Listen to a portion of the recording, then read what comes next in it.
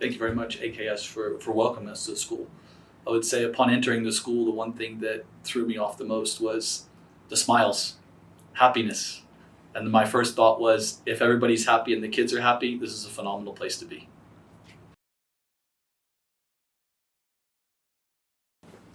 So earlier I had a good interaction with the grade 12s and the recent SSE graduates.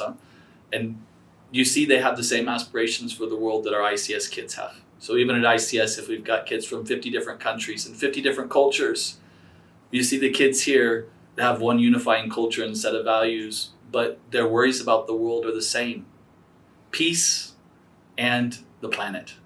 And that's very encouraging. This is why I told them I feel very comfortable knowing their generation's the next ones to take over, because they have some big challenges in front of them, but I have all the faith.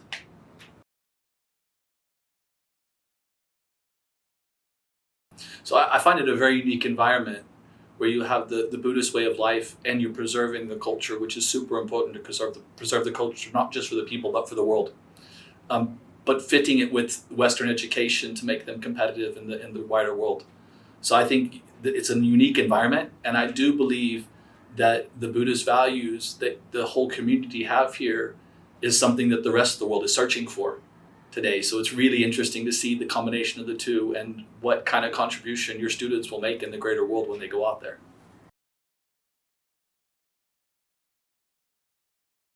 So I would say congratulations and thank you for creating this community and continuing to build these brilliant young people and sending them out into the world. I think we're all the better for it. So I had the same message earlier for the grade 12s, which is the most important part of life is to keep the balance.